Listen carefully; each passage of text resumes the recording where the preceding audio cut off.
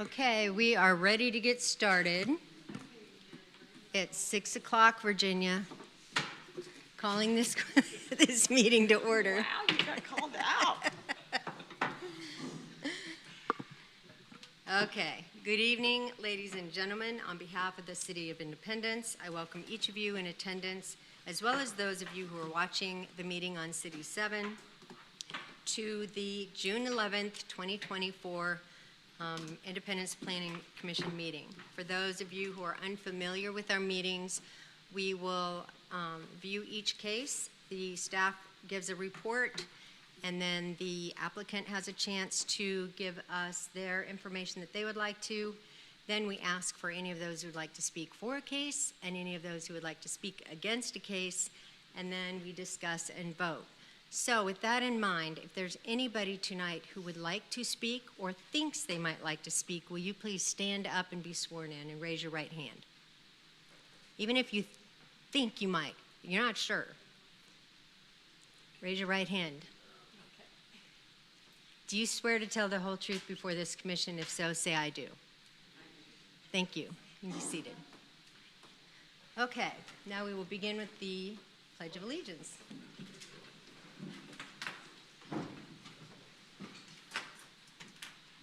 Pledge allegiance to the flag of the United States of America and to the republic for which it stands, one nation, under God, indivisible, with liberty and justice for all.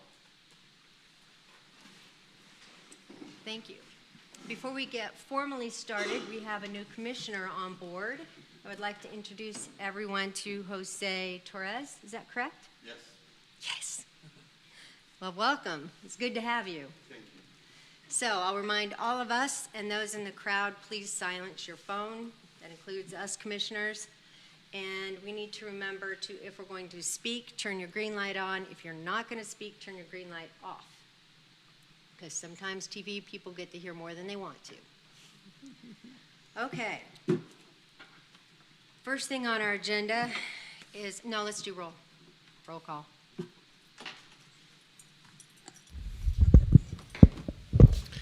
Commissioner Ashbaugh. Here.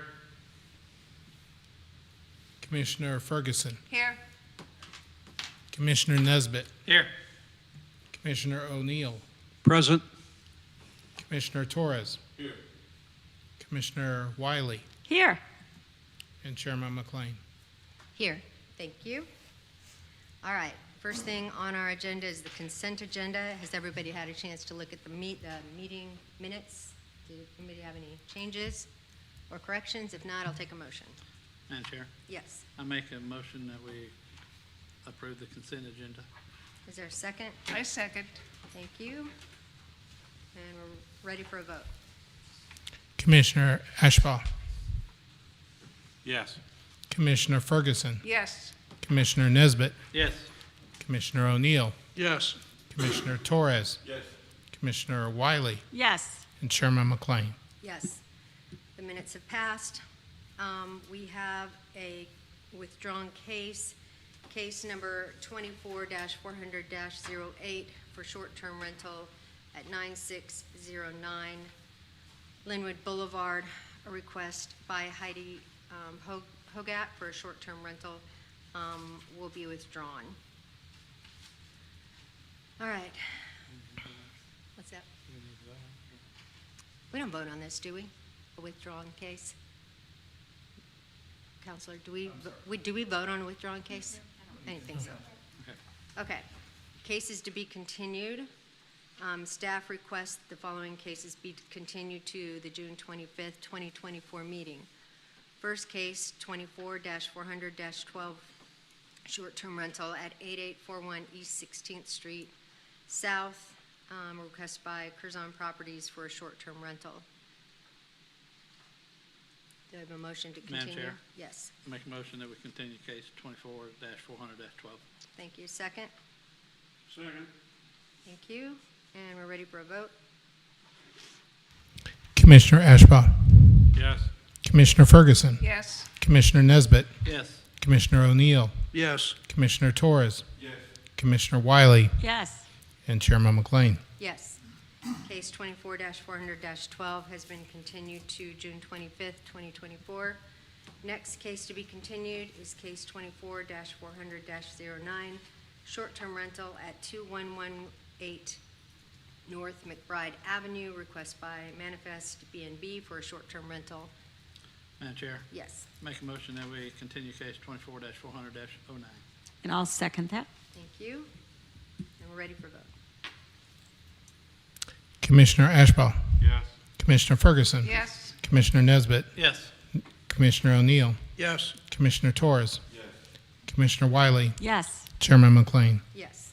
Case number 24-400-09 has been continued to June 25th, 2024. Okay, public hearings. The first public hearing we have is case number 24-125-04, rezoning/PUD for 300, 306, and 315 West Maple Avenue, a request by Polly's Pop to rezone the property from C2, general commercial, to C2/PUD, general commercial/planned unit development, and approving a preliminary development plan. I am going to recuse myself since it's part of, since the person named is my husband, Ken McLean, and let you all deal with it, unless let Vice Chair Nesbitt take over. And I'm actually going to sit down there. Okay, staff, you want to give us a report? Yes. So, as Chairman McLean mentioned, this is case 24-125-04. This is for the properties at 300 and 315 West Maple Avenue. Please note on the map, this is for actually two separate properties on either side of Maple Avenue. The applicant is Calvin Hayes, the general manager for Polly's Pop, and the action is to rezone from C2 general commercial to C2 PUD. Josh?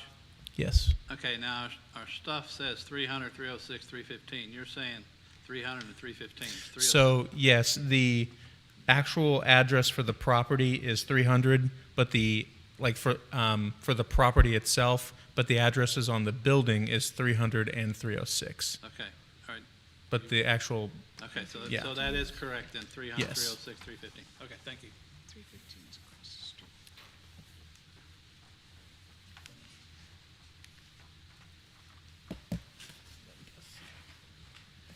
I guess our clicker isn't working. So, okay, there we go. So here's an aerial photograph of the properties. As I mentioned, you can see that they're kind of across the street from each other. And we'll see in the pictures later on what the buildings look like. But this is Maple Street is the street that they're on, and the street to the east there on the corner is Osage. So here's a zoning map. You can see that all the surrounding properties are zoned C2 general commercial. There's some industrial to the southwest and some residential in the northwest, but generally in the square area, it's all C2.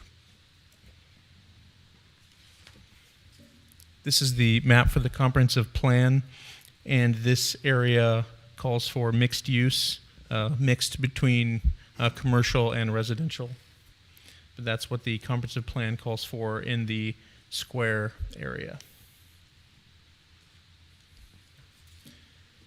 And this is the notification map. These are the properties that received notification of this public hearing.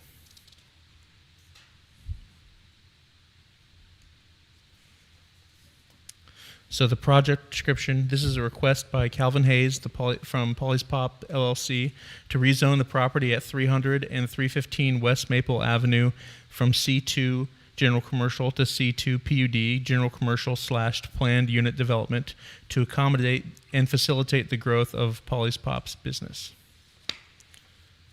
So the property history. Both properties were originally platted by the original Town of Independence plat in 1827. The property north of Maple Avenue was replatted in 1909 to create the alleyway that lies to the north of the building. Like the majority of the properties in and around the Independence Square, these properties have been used for commercial purposes for the majority, if not the entirety, of their existence. As such, the property was zoned for a C2 general commercial in 1965 when the City of Independence introduced zoning.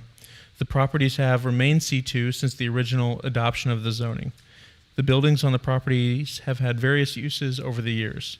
The property south of Maple Avenue, 315 West Maple, at one point had been a hardware store, but now has been vacant for many years. In 2016, the property north of Maple at 300 West Maple, or 306 is the address on the building, has been selected to be the location of the resurrected Polly's Pop manufacturing facility. As the regional demand for Polly's Pop has grown, so too has the scope of manufacturing and warehousing grown for this property. The second story of the building at 300 West Maple has been currently utilized as apartment spaces. Residential uses on the second floor or higher are allowed for commercially zoned properties. The physical characteristics of the property. Both properties have the typical appearance of a downtown commercial building. The property on the north side of Maple Avenue is comprised of 3 buildings. The westernmost building has the Polly's Pop storefront with the brand logo on the sign, and the other 2 buildings on the property are both 2-story buildings comprised of different shades of brick. Currently, they both appear with plywood in the windows. The property at 315 West Maple, the proposed warehouse space, is currently vacant. It also has large windows on the facade of the property that are covered to conceal the interior of the building. A worn-out sign that reads True Value Hardware sits on the building's east facade. A freestanding sign with no message abuts Maple Avenue. The building is a single story from the entrance along Maple Avenue. However, on the south side of the building along Lexington Avenue, the building is 2 stories. The south facade has a different appearance and design than the north facade of the structure. The brick appears to be a darker shade, and the doorway is surrounded by stone. The characteristics of the area. The other buildings in the area are of a similar aesthetic and design. They appear to be typical of a downtown setting. To the south and east of the subject property lies a large parking lot that accommodates the USPS office building on Lexington. The proposal is, since the reintroduction of Polly's Pop in 2016, the business has been successful. The various flavors of Polly's Pop are now widely available at restaurants and retailers throughout the region. Polly's Pop has had to increase the scope of their production to meet the demand for their products. As they've grown their business, the scale of manufacturing has exceeded that of what is allowed in C2 general commercial districts. Polly's Pop is looking to further expand their operations by adding 4 additional diet soda flavors to their roster, in addition to 2 new product lines, Pioneer Spring Water and a barbecue sauce called Polly Q. The proposed planned unit development for these properties will allow limited manufacturing, as defined by Article 2 of the UDO. This will allow Polly's Pop to continue manufacturing their products at their current location. Naturally, as Polly's Pop expands its manufacturing capacity, the need for additional warehouse space grows as well. Ken McLean, the owner of Polly's Pop, owns the property at 315 West Maple across the street from the current Polly's Pop location, and they would like to utilize this property to expand their existing warehouse space. This building would be used to store the pre-production materials in addition to final products waiting to be shipped. Similar to manufacturing, warehousing is not a permitted use in C2 districts. Rather than attempt to rezone the property to I-1, which would open the property to more intensive uses, the applicant seeks to allow for warehousing and wholesaling as a part of the planned unit development. This would allow Polly's Pop to continue to use part of their existing facility for warehousing space and expand their warehouse to the property at 315 West Maple Avenue. The second floor of the building at 300 West Maple is currently being used as apartment space. This is allowable in C2 districts under the definition of mixed use. This type of mixed-use commercial and residential use is not allowed in industrial districts.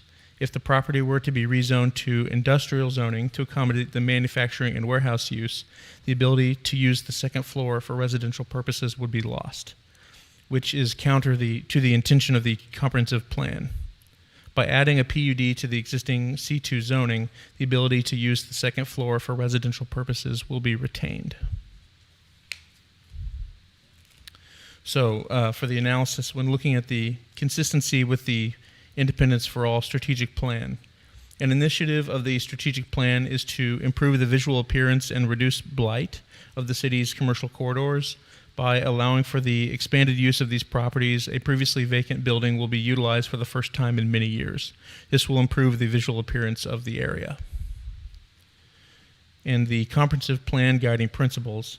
The city's comprehensive plan recommends mixed-use land uses for this site by designating this property as C2 PUD as opposed to rezoning to an industrial designation. The vision of the comprehensive plan is preserved. This would allow for the continued residential uses in the upper floors of the property and keep any future use of the property compatible with mixed-use neighborhoods. Regarding historical and archaeological sites, there are no apparent historical issues with the property. And regarding public utilities, this is a long-established neighborhood and all utility services are existing. So now we can see the pictures. So this is facing northwest, looking directly at the north property. And so the building, to clarify on the addressing, the building with the Polly's Pop logo and then the sort of blonde brick and the red brick are all on one single property, with the property address being 300 West Maple. So those are the three buildings, and not that other third-story building that are part of the PUD. So this is facing west, looking across Osage directly at the north property. And you can see sort of on the north side of this building, there's the entrance for the residential uses kind of next to that SUV. So this is facing north, looking up Osage, adjacent to the subject property. And this is turned around exactly the opposite way, facing south, looking down Osage Street. This is facing west, looking down Maple Avenue.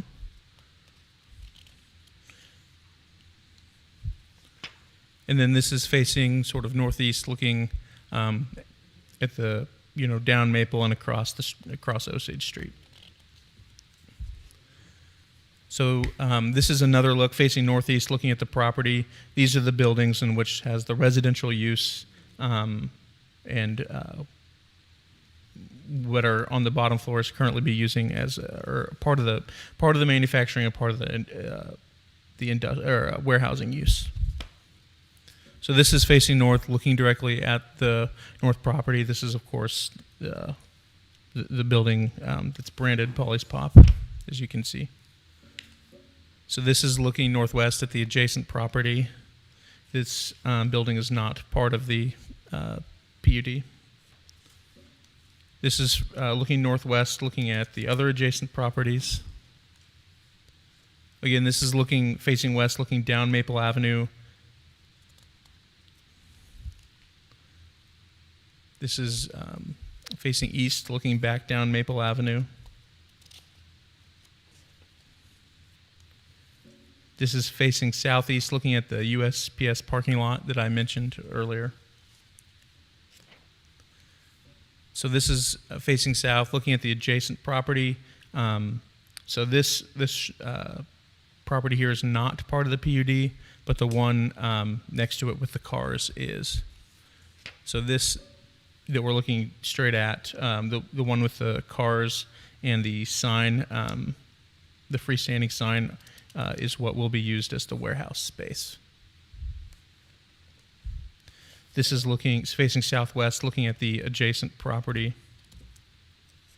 And then this is actually on Lexington, on the south side of the south property. This is on Lexington Street now, looking directly at the property. I mentioned that the brick is different and has a different appearance. This is, it's 2 stories on this side of the street. So this is facing northwest, looking at the adjacent property, again on the Lexington side. This is facing west, looking down Lexington Avenue. This is southwest, looking across Lexington. This is south, looking across Lexington into the USPS facility. And this is looking east up Lexington. You can see the USPS building on the right there. And then this is facing northeast, looking at the adjacent property. So finally, for the recommendation, staff recommends approval of this rezoning and the preliminary development plan with the following conditions. The permissible uses for this property include all C2 uses permitted by right, plus limited manufacturing, wholesaling, and warehousing as defined in Article 2 of the Unified Development Ordinance.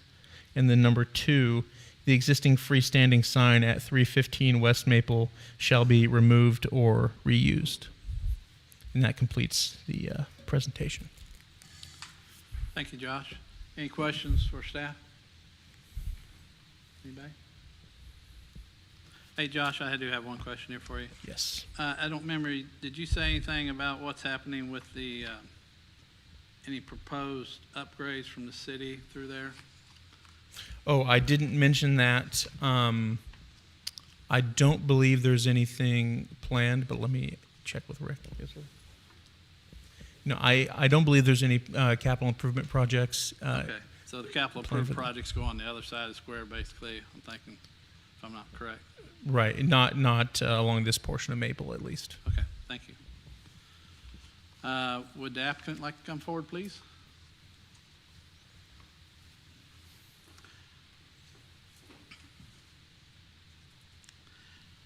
State your name and address, please. My name is Calvin Hayes. My address is 146. Is the mic on? Is Yeah, it? just lift it, put it up there on top of the podium. There we go. My name is Calvin Hayes. My address is 146 South Oxford Avenue, Independence, Missouri, 64053. You want to tell us a little bit about the project here? Yeah, so I'm sure that most people here are familiar with Polly's Pop. I've spoken to a couple of you already before the meeting started about Polly's. Okay, wait a minute. Yep, no problem. There you go. There. There you go. Can you hear me now? Yeah, get closer. There we go. Yeah. So I'm sure most of you are very familiar with the impact that we've had on the community, and that impact has come with some growth and some new demand for some new products. So as mentioned, some new product lines that we're coming out with are Polly Q barbecue sauce, as well as Pioneer Spring sparkling water and regular water, and 4 new diet flavors because there's been a big demand in the health industry. So with those new products coming up, there's some needs that need to be met. This PUD would allow us to have the storage needed to continue that natural development that's been happening with our company and that natural growth. The other thing that I would also like to quickly clarify about this is that the word warehouse was used quite a bit in terms of describing what the property will be used as, the 315 West Maple. I want to clarify that this warehouse will not be necessarily advertised or have the visual appeal of your typical warehouse. So when you think of a warehouse, you think of pallets and different things on the outside and not very well kept building. This will be actually the opposite. It'll be very similar to the current Polly's Pop that you saw with the Polly's sign and everything. It'll be very similar looking to that, both for the branding purposes. It's a win for us, as well as the visual appeal for the Independence Square. It's one of the first buildings that you see when you're entering the square, and so that's important to us too. So I wanted to clarify that, make sure everyone knows that it's going to have our branding out front, and it's going to be a very well-kept building and not what you may think of a warehouse. Other than that, I think that everything in this presentation has been very clearly presented. So if you have any other questions, I'd like to hear them, but thank you for your time. Questions?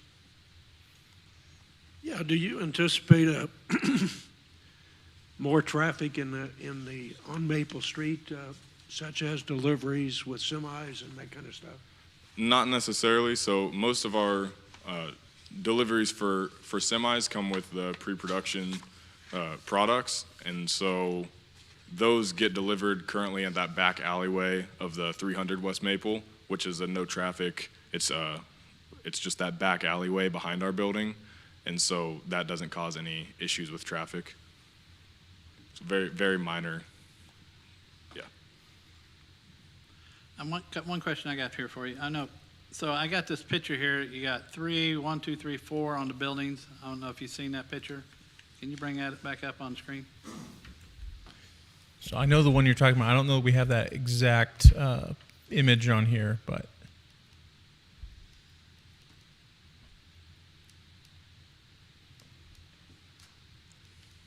Okay, I guess that'd be about the closest right there.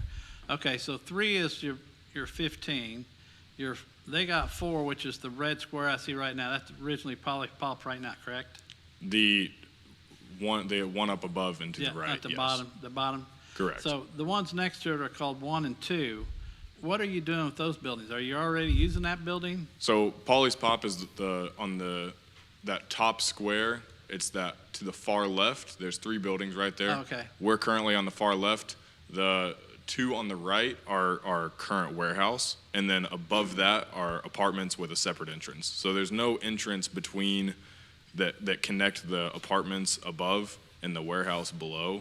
I also want to add that no forklift gets used in that warehouse. It's all pallet jacks, anything like that, just to add in there too for clarification. Well, I mean, I look at the pictures that he presented, and I see nothing on the facades outside. Were you planning on doing anything to that to make it look better? Because, I mean, Yes. we're looking at that. That's why I'm wondering if you're going to try to make that look better or not. That's part of the plan. That's an intern project that we're actually currently planning right now. We plan to use that as an advertising, just a more visual appeal for the new brands that are coming out, the new brand extensions. Okay, that's what I was wondering, because you said you was going to do that across the street. I was wondering about those 2 buildings, because Yes. it looks like nothing's been done to those. That's why I was wondering. That is an immediate plan after this gets passed, yes. Okay, thank you.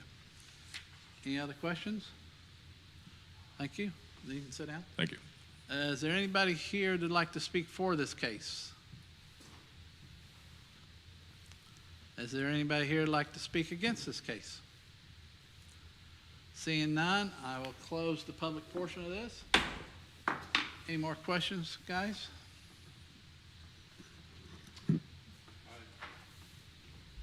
like to make a motion that we approve case 24-125-04 rezoning and PUD of 300, 306, and 315 West Maple Avenue And I'll second that.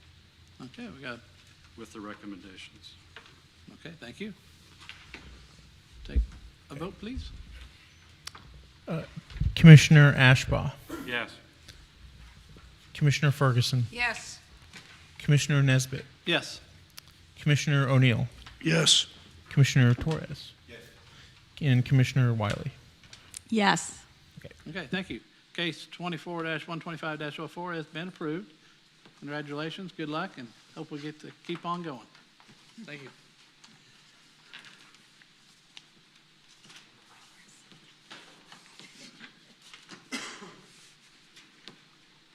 Thank you.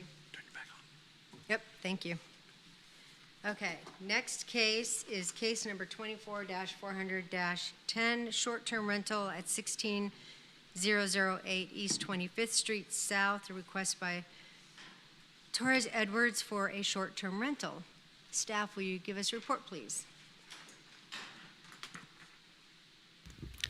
This is case 24-410, a short-term rental for 16008 East 25th Street South. The applicant is Torres Edward. As you look here, this is the vicinity map. Basically, we're a couple blocks south of 23rd Street and Lee Summit Road. You can see the red box by the green line. That's Lee Summit Road. The house isn't right at the corner of 25th and Lee Summit, but is one farther to the east there on the north side. So here's a picture of the floor plan.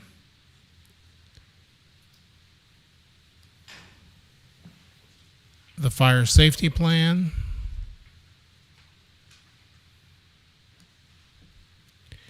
And then vehicle parking area.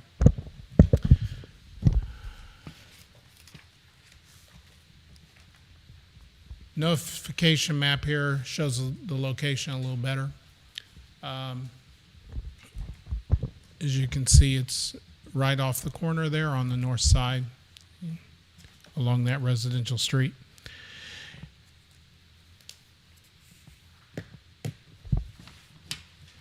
The applicant, let's see, in 1965,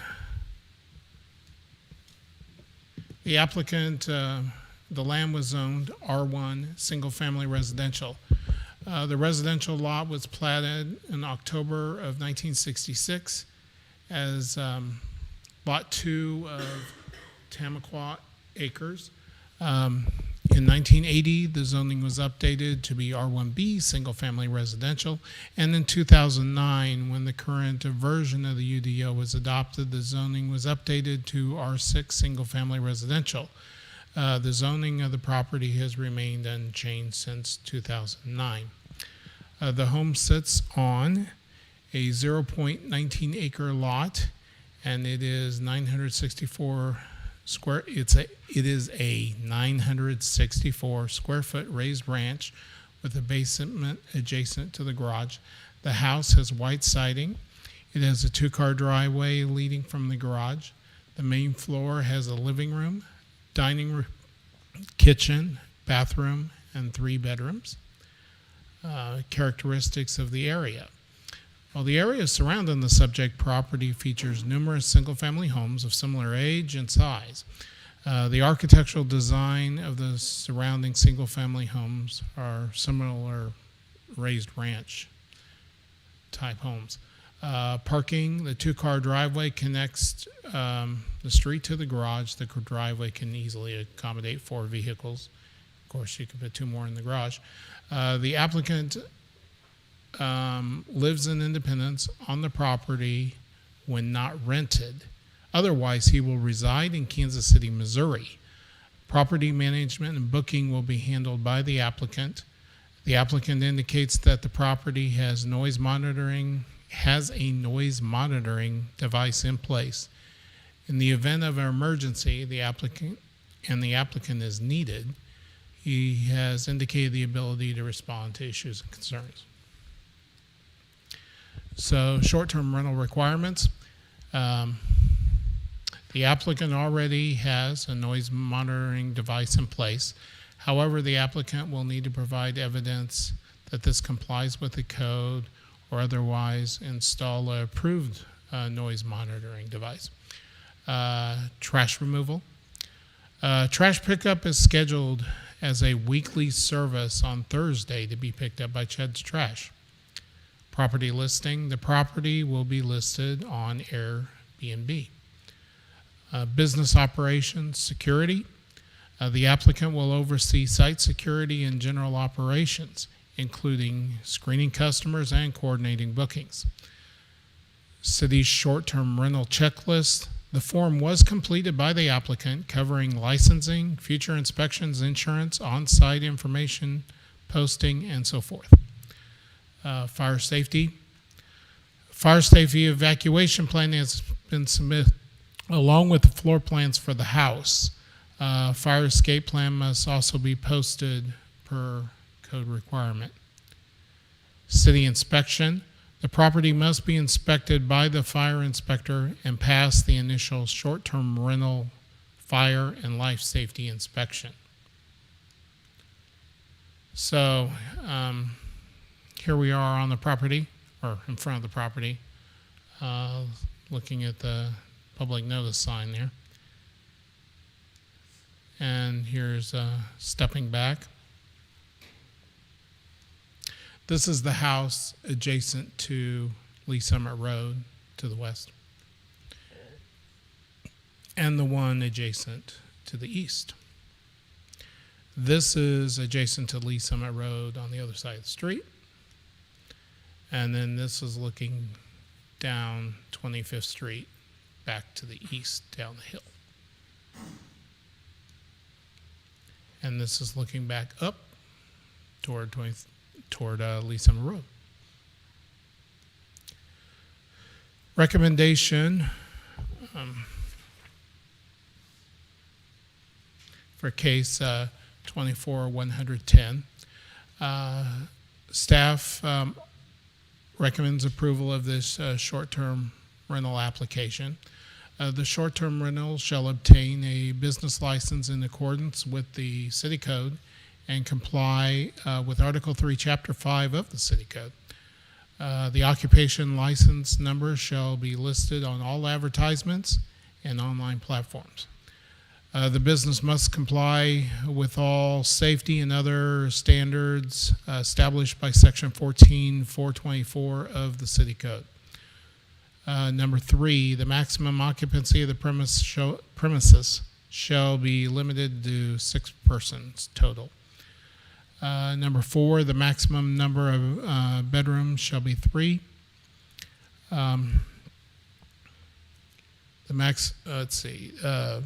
The noise monitoring system shall be installed and activated that complies with code, the good neighbor guidelines, the evacuation plan, and other notices must be properly posted prior to the approval of the business license.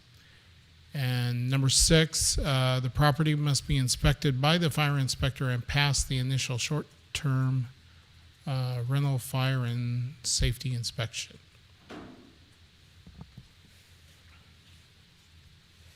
And ready to take any questions you may have. Thank you. Commissioners, do you have any questions before we bring the applicant forward? I do. I always want clarification of this. On the recommendations, it says 6 total people. Our rule is up to 10 total people, but 2 adults per bed. Right. So this really should say 6 adults and up to 10 persons total, correct? I think it's To what they include request. children. The reason that we've been putting, 6 or 4 or whatever, is because that's what the applicant has requested. So on the application, they asked for a maximum of 6. So of course this could be amended, but we just reflect what the applicant has requested. I think it would be better to correct it in the presentation or consultation back to the client because in most cases, they're giving the appearance that we're negating children along with these parents. So since we look for 10, since our ordinance allows for up to 10, I just think that's probably a clarification we should make.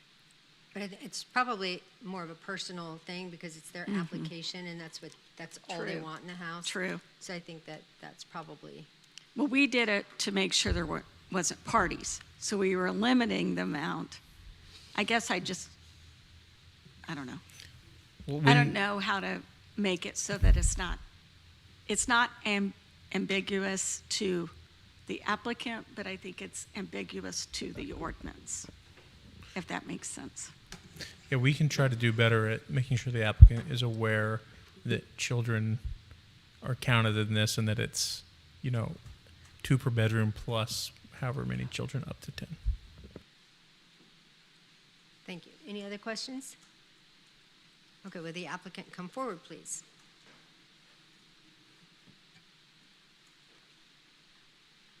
If you'll state your name and your address. Good evening. I'm Laretha Hayden. I'm acting on behalf of Taurus Edwards, and his address is 16008 East 25th Street in Independence, Missouri. And this is Willie Ferguson. This is his mom, and we kind of help him to manage when he's on business trips and things like that. Thank you. They need their address. Yeah, we need your address. My address is 7001 Lakeshore Drive in Raytown, Missouri. Thank you. My address is 14200 East 49th Street, apartment 410, Kansas City, Missouri. Thank you. Is there anything you'd like us to know about this house or intentions? Well, I think that you all did a really good job in presenting it. Taurus does, when he's here or when it's not rented out, he lives in the house. And when it is rented out, then he stays with one of us. And then the other thing is, I think it's a good idea, Commissioner Wiley, that we do, I think he just understood that the maximum amount that was allowed was 6 people, two per bedroom. So if we can add that change to allow the 10 people, that would be great. You I don't know how it's- to do It's that. 10 people, it's 6 adults plus. And 4 ch- children. Yes. Yeah, I wrote that down. Okay. 6 adults, 2 per bedroom, and then 4 children.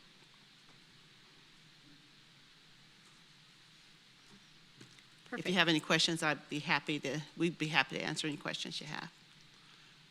Madam Chair. Yes. How long have you guys been doing this? Have you already been running this as a short-term rental? Yeah, we've had it done for just a short period of time. I think we started the first part of the year, something like that, February, something like that. And then we caught you guys out there doing it? Is that what happened? Or I don't really know how it came about, but we got a notice that says that we needed to actually register it. okay, I just want to make sure that's what happened. So. Yeah. Okay, thank you. I don't think I have any questions. Does anybody have any other questions? Madam Chair, Yes. I'd like to move that we approve Wait a minute, case. wait a minute, wait a minute, wait a minute. We're not ready for that yet. Go ahead and do your thing. We're so close. Thank you. Thank Sorry. you. I'm gonna- Is, is there anyone here who would like to speak for this case? Is there anyone here who would like to speak against this case? Come on up. If you'll state your name and your address.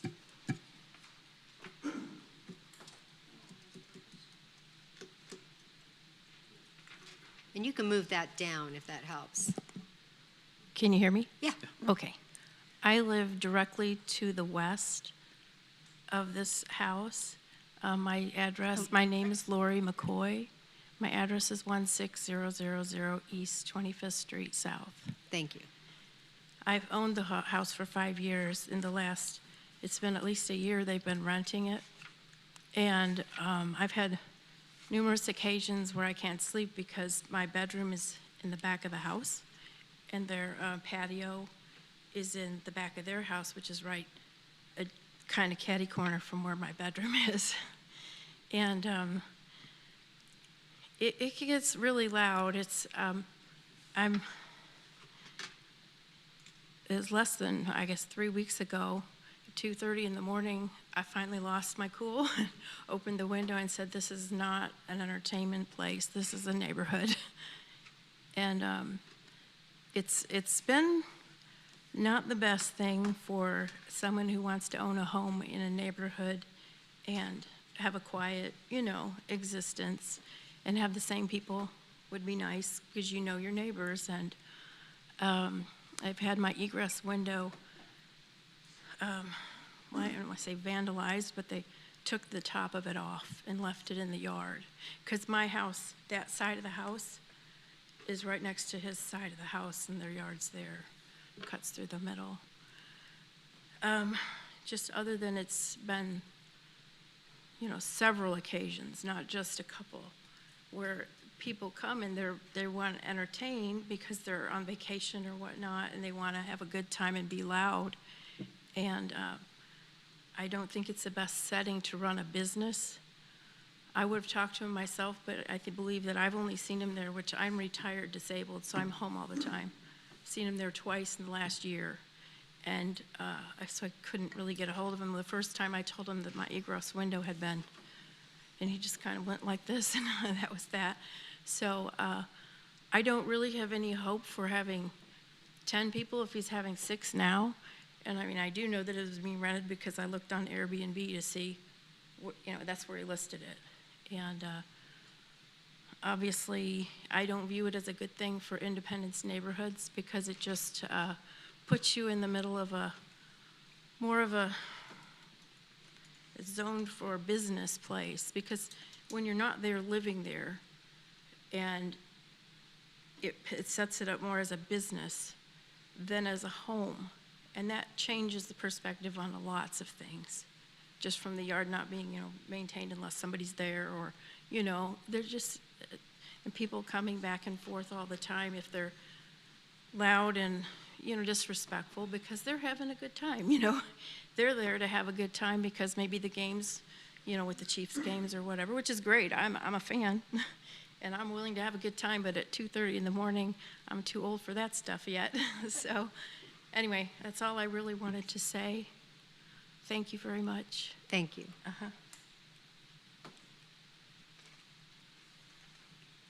Can you pull up the picture of the house again? Please. Is there anyone else here who would like to speak against this case? All right, hearing none. Commissioners, questions? Do we want to bring the applicant back up? Yes, please. Will the applicant come back up, please?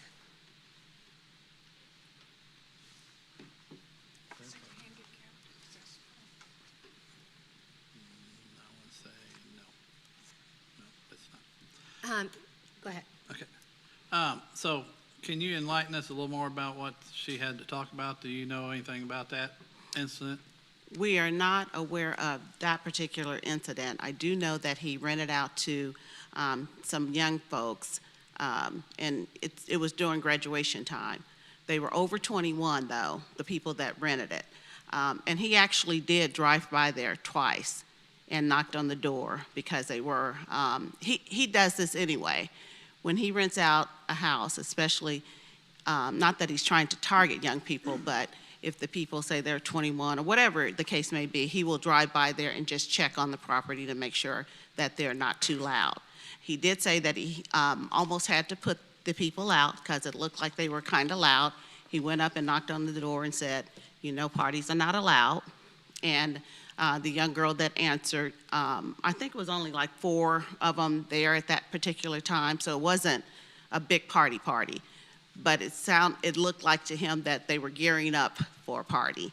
And so he just told them that that was not allowed and that he would be back by there to double check and make sure they weren't doing that. He does a really good job in going by and checking on that property. And when he's not there, we will drive by to check on the property if we have somebody there. So, and, oh yeah, and the security. Okay. Do you guys, the monitoring system, noise monitoring, does it not work, or do you guys not have it or installed yet? We had it's not a Ring device, but we had a security device that was both ways, where we could hear them, they could hear us. And we were having some problems with actually the motion detector part of it. So I don't know if did we update that or pull it out, or? Yeah, we're working on fixing that. Okay, but you know of the new monitoring system that you have to install, correct? We do now. I took a picture of the requirements, so Okay. I don't know if he knows or not, but I did take a picture of all of those requirements that you had out there. Okay, well, you give this to them, don't you, Brian? Yeah, Yeah, I emailed it. Okay. okay, so you'll have to have all that, okay. I just Yeah. want to make sure. Yeah, that sound device is a really handy tool and important, I think, for particularly short terms that are in traditionally home-based neighborhoods, because it is a departure from what we're all used to. So Yeah, I think that being very and that's aware- not a problem. We'll be sure to get that done. Yeah. Because again, this is his property, so he doesn't want anybody in there partying and destroying stuff or stealing stuff. And I'm not aware of any of the folks that are there that have broken or stolen anything in his house. So I don't know about that incident at all, about her egress window being pulled out or anything like that. We don't know that. And I mean, they didn't destroy anything in that house or steal anything. We haven't had any problems with any of the resident or the renters as of yet. Okay. I would ask maybe that you exchange phone numbers with neighbors, so if they see something or have problems, that would probably help a lot. And we have one neighbor that's really helpful in that, you know, if we don't pull the trash can back quick enough, they will come and pull it back for us. So we do have some good neighbors around there that kind of keeps an eye out. Okay. Madam Chair, I have a question. Yeah.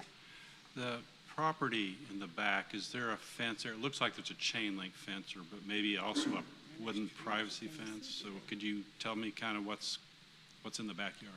There's trees along that fence line, and it is a chain link fence. So it's really hard to see over on the other side of that. Okay.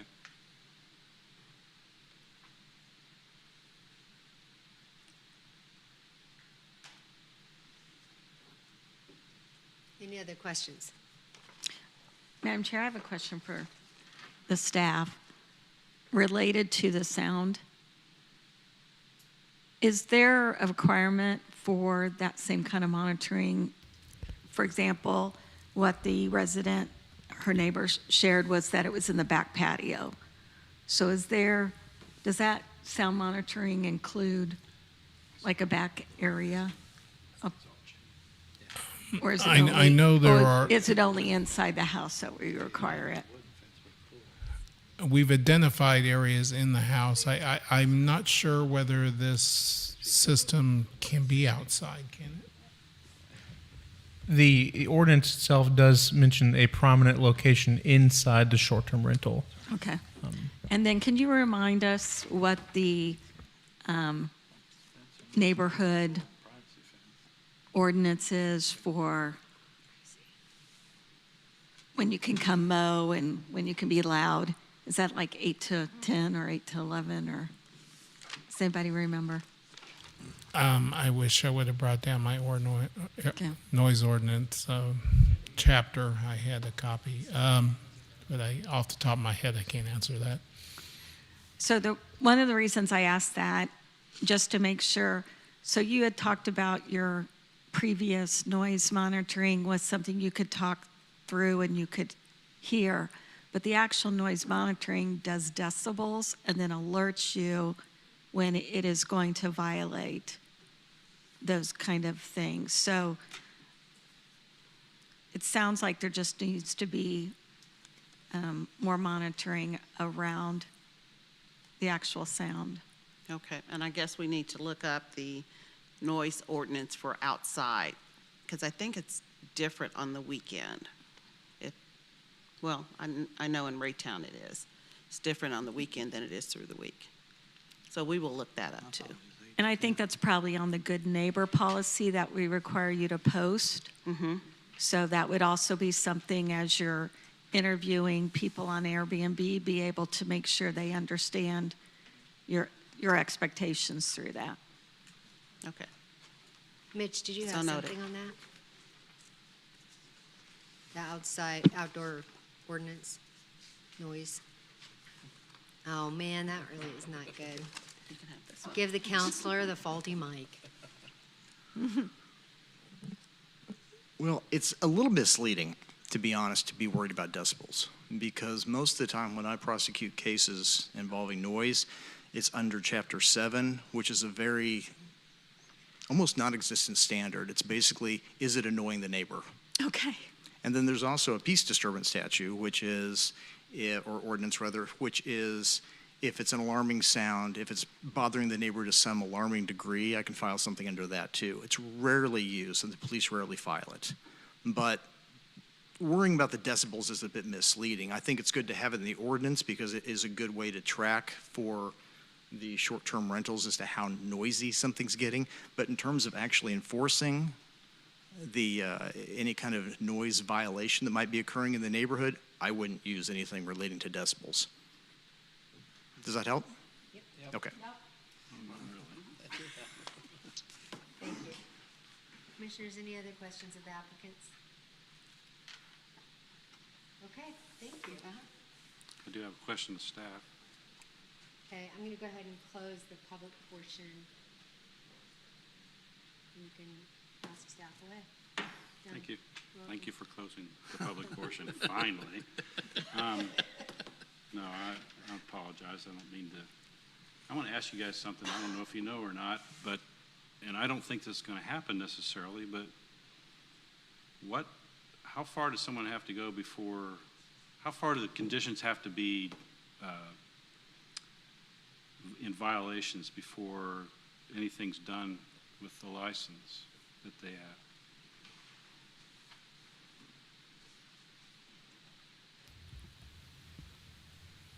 Nobody knows. Okay. It's never happened before. Searching. Just wondered, I don't know if there's a certain something that's written in the letter of the law or the ordinance, or if it's just something that an attorney has to defend or argue, or We just don't know because it hasn't happened. I don't believe that it's happened yet. Yeah, there's an entire section on the revocation of a short-term rental business license. But yes, if they have numerous complaints or any sort of fines or issues like that, it can be revoked. But there's a whole process that has to be followed. Yeah. So the short-term rental is revoked following a hearing, and that would be with our regulated industries staff. There's a process. We can get you more details on it. I don't want to just sit here and read the code directly to you, but there is a process for revocation if there are continued issues and if any of the conditions that we've outlined aren't met. But that is handled by the regulated industries division. But we haven't had to revoke a license yet, is that what you're saying? Right, not yet. That's Not that I'm fantastic. aware of. And are we the ones that revoke it? It would be in the community development department, it would be the regulated industries. Oh, okay, it does, sorry. I'm just reviewing this on my phone, and it does come to the planning commission. What we can do is we can get you the section of code and get you the details on that. But it does, I suppose, it does come here, but council makes the final decision. So when they're up for renewal again, isn't this something that if they're in compliance, it's just automatic, or does it always come up before us every time that there's a renewal? So it's renewed on a yearly basis, and they have to meet I believe, like the fire code and everything else, just like a normal business license, but it doesn't have to come before the planning commission again, no.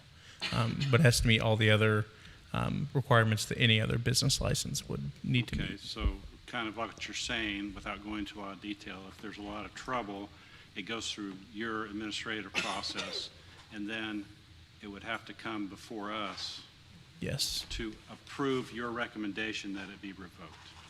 I believe so, yes. Okay. And again, I can provide you the details after the meeting. Well, I just think not so much that we need to know. I think that the people who are providing the service, I don't know if they know.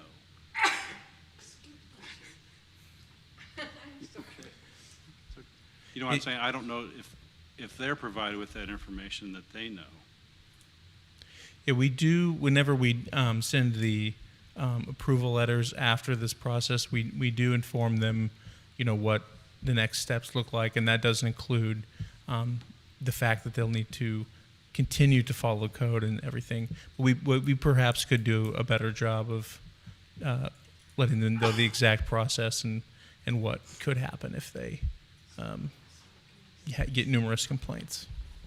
Okay, and it's just a question because I think sometimes it's better for people to go into a situation knowing what what might happen if they don't comply instead of saying, well, I didn't know that. So that's the only question. I'm not saying that because I think that's going to happen in this case. I just sometimes questions pop into my head and I have to ask them. So. Josh, how many pages is that ordinance? It's several. I usually view it online, so it's not in pages. But if you printed that, I think it'd be at least 15, 14 for the short-term rental. Is it portion. something you could just send us a link to? Yes. Well, maybe it's not us. I'm just wondering if we should be giving this to each short-term rental people. We could probably write up a summary or highlight the important portions and make sure that when we send our letters, our approval letters to them, that they're aware of these other facts. We can certainly add that to the process that we have. I'm thinking that might be better. That way they know ahead of time what the consequences are.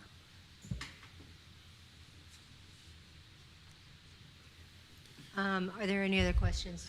Rick did just remind me that there's a portion on the application, and I forgot about this since we had moved to the online, the digital applications, but there is a portion where they read through the code requirements, and they have to, they used to have to initial, I think now it's just to click a checkbox that they've read these and that they've attested to these, to the codes. So at least as part of the application, people are aware of the code, of the process. But again, granted, do people always read those? I don't, you never know. Right, okay. Thank you. Commissioner O'Neill. Madam Chair, I move to approve case number 24-400-10. Second. All right. We're ready for a vote. Commissioner Ashbaugh, Yes. Commissioner Ferguson, Yes. Commissioner Nesbitt, Yes. Commissioner O'Neill, Yes. Commissioner Torres, Yes. Commissioner Wiley, Yes. Chairman McLean. Yes. Case number 24-400. But the case has been closed. So, case number 24-400-12, short-term rental at 8841 East 16th Street South has been approved. Did I? Oh. 10.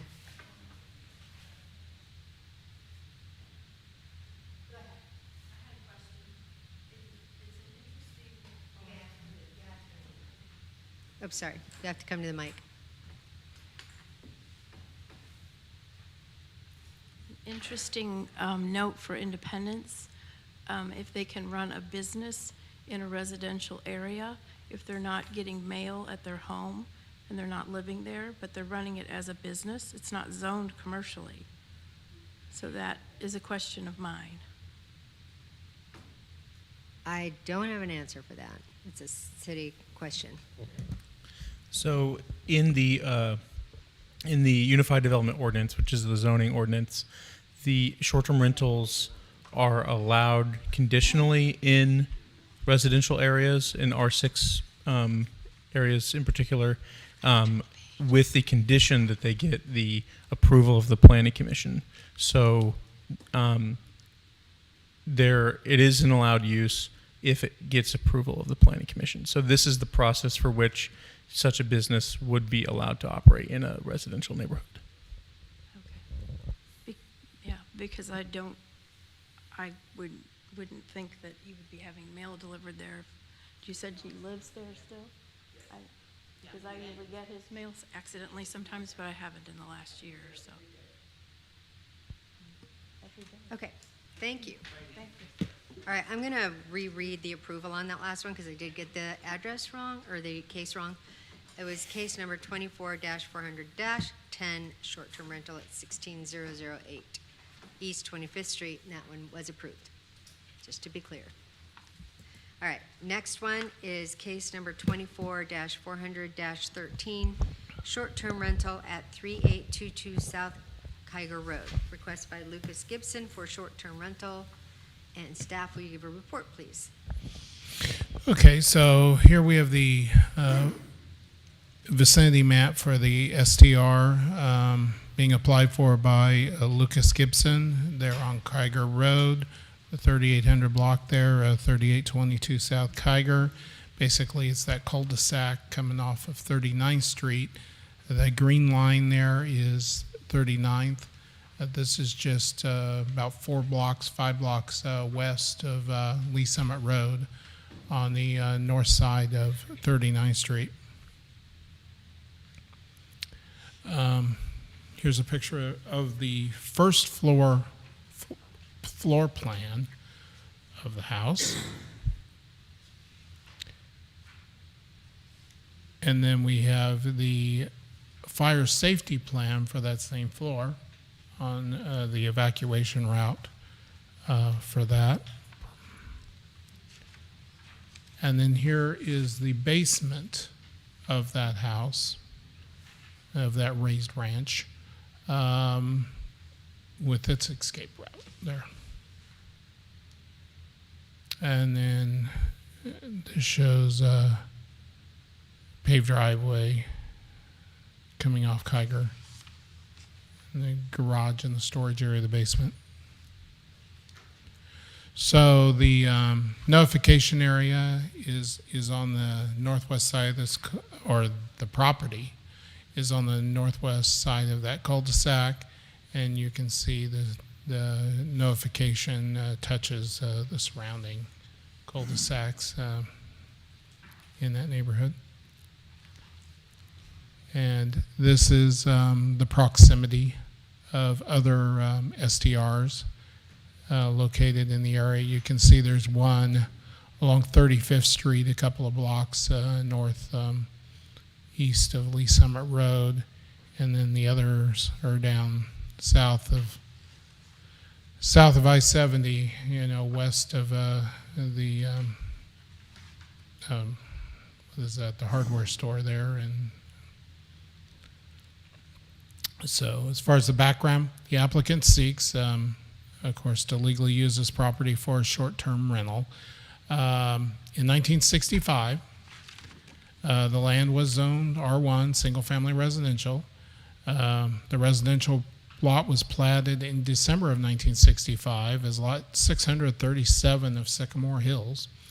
In 1980, the zoning was updated to R1B, single-family residential, and in 2009, when the current version of the UDO was adopted, the zoning was updated to R6, single-family residential. The zoning of the property has remained unchanged since updated in 2009. As far as the physical characteristics of the property, the home sits on a 0.37 acre lot. It is a 1,308 square foot raised ranch with a basement. The house has a 2-car driveway and a 2-car garage. The main floor has the living area, the dining room, kitchen, 2 bathrooms, 3 bedrooms, and the patio out back. The basement contains the laundry area, storage room, and of course the heating and cooling system. Characteristics of the area. The area surrounding this property features a number of single-family homes of similar layout. They are split levels and raised ranches as well. Parking, 2-car driveway again, so easily get 4 vehicles, and plus you have the 2-car garage as well. Parking spaces are also available around the cul-de-sac. As far as unruly guests and security, the applicant resides at 19405 East Highway M78. Property management and booking will be handled by the applicant. The applicant indicates that the property has the minute noise monitoring system in place, and in the event of emergency, the applicant is needed, is indicate his ability to respond. So, short-term rental requirements. The applicant has a minute noise monitoring device. As far as trash removal, again, it's a Thursday service picked up by Ted's Trash. Property listing. This property will be listed both on the Airbnb platform as well as our VRBO. Business operations and security. The applicant will oversee site security and general business operations, including screening customers and coordinating bookings. The city's short-term rental checklist, the form was completed by the applicant, covering licensing, future inspections, insurance, and on-site information posting, and so forth. Fire safety, the fire evacuation plan has been submitted along with the floor plans for the house. The fire escape plan must also be posted per code. City inspection, the property must be inspected by the fire inspector and pass the initial short-term rental fire and life safety inspection. So here we are looking directly at the property on that northwest side of the cul-de-sac. And this is the house, I believe, immediately to the northeast. And then this is looking south back toward 39th Street. Staff recommendation of case 24-113. Staff recommends approval of this short-term rental application. The short-term rental shall obtain a business license in accordance with the city code and comply with Article 3, Chapter 5 of the city code. The occupation license number shall be listed on all advertisements and all online platforms. Number 2, the business must comply with all safety standards and established by Section 14-424 of the city code. Again, you may have a commentary about this. The maximum occupancy of the premises shall be limited to 6 persons in total. The maximum number of bedrooms shall be 3. The noise monitoring system shall be installed and activated. The Good Neighbor Guidelines, evacuation plan, and other notices must be properly posted prior to the approval of the business license. And finally, number 6, the property must be inspected by the fire inspector and pass the initial short-term rental fire and life safety inspection. Thank you. Okay, commissioners, any questions of staff? All right, applicant can come forward, please, and state your name and your address. Hello. My name is Lucas Gibson. My address is 19405 East State Route 78, Independence, Missouri, 64057. Thank you. Tell us whatever you want us to know. Okay, so this was my childhood home, so I've lived there for a very long time. I went to Sycamore Hills Elementary. I bought the house from my parents, remodeled it, lived there for a while, and then we found another house in Independence, so we decided to rent it. Airbnb was fairly new, decided to try it out. For about our first 6 months, we had a management company managing it. We didn't think they were doing a very good job, so we took over managing it. So we've been doing it for a while. So we thought that that the management company had taken care of our this. And then we got a letter, so we're here. We did actually do the fire safety inspection. It has passed. I don't have the paperwork because it's June and all the firefighters are on vacation. So, I hope not. well, the ones that know how to work the software apparently are on vacation. So, if you have any questions, I'd love to answer them. And also, to your point, I don't think that the application is very clear on the internet as far as total occupancy goes. So like do you the want that 10, amended? yeah, to the 4 kids. We don't want more than 6 adults anyway.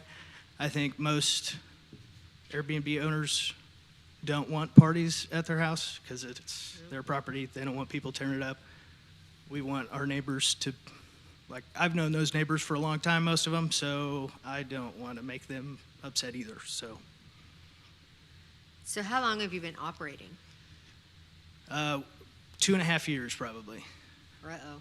So we've been sending occupancy taxes because Airbnb collects it. So I just assumed that you guys had a list that you guys were getting our occupancy taxes. So. Nope, but we do now. So I don't know that it is, I mean, they collect it and send it to the city. I don't know that it is in a big batch or if it is addressed out, but they collect occupancy taxes on every stay and send it to the city, so. Yes? Is that a nod or is that a yes? Yeah, I don't know if that's, like you can see the address associated with that or not, but. Commissioners, any questions? Josh is going to answer. What do you got, Josh? Oh.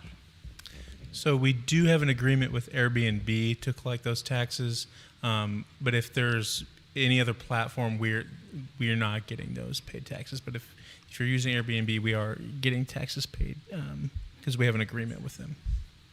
Okay, but we don't know if all the houses that they give us tax money on are licensed yet. That's the problem, probably, correct? There could be Airbnbs that are not licensed, yes. Okay, thank you. Thank you. No questions? Guess not? All right. Is there anyone here who would like to speak for this case? Is there anyone here who would like to speak against this case? Hearing none. Commissioners, any questions? Any concerns? Questions of staff? Closing the public hearing, and I would entertain any discussion among you or a motion. Madam Chair, Yes. I make a motion we approve case 24-400-13, short-term rental, 3822 South Kyger Road. Is there a second? Second? Thank you. And we're ready for a vote.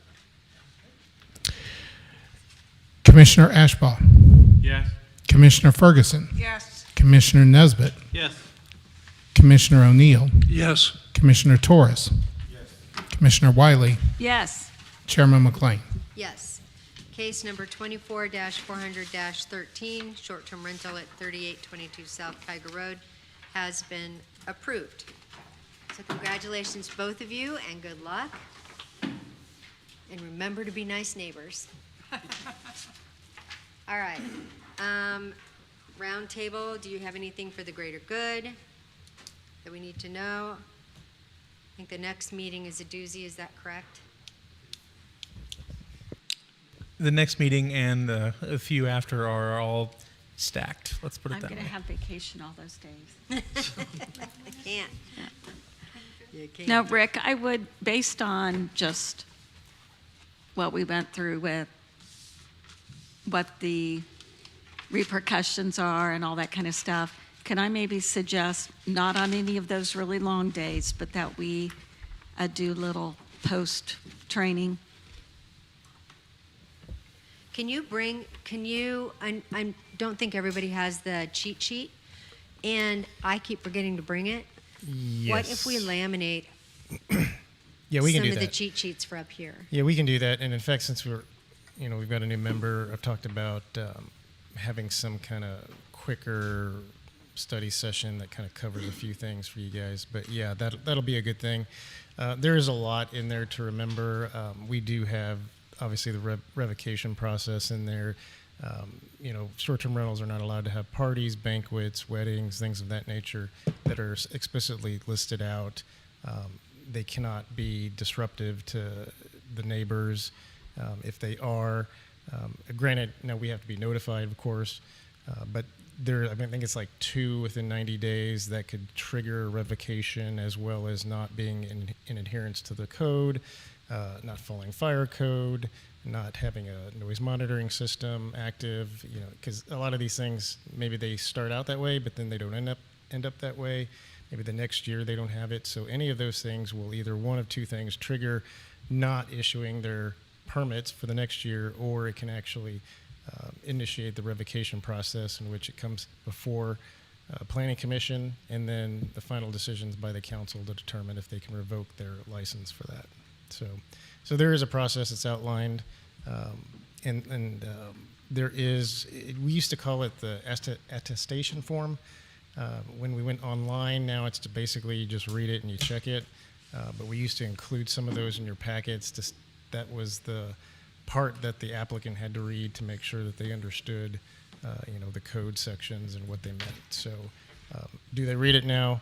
I don't know. They probably just go through and scan through it and click it. But as Josh said, we'll make sure that everybody understands that. And just so everyone's aware, we do have a limit, maximum 10, maximum 4 bedrooms, maximum 2 adults per bedroom.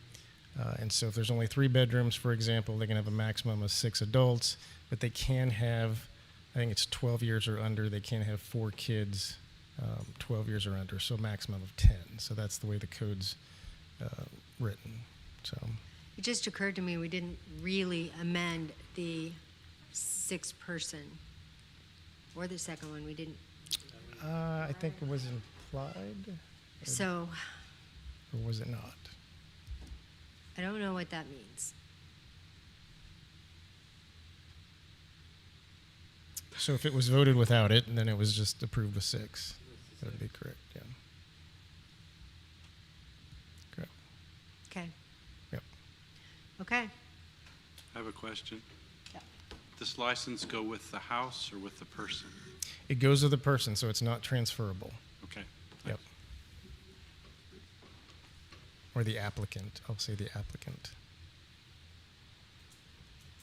Yep.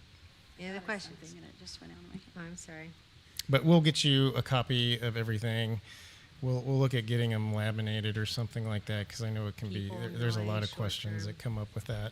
And I will tell you, the next several meetings are going to have a lot of short-term rentals.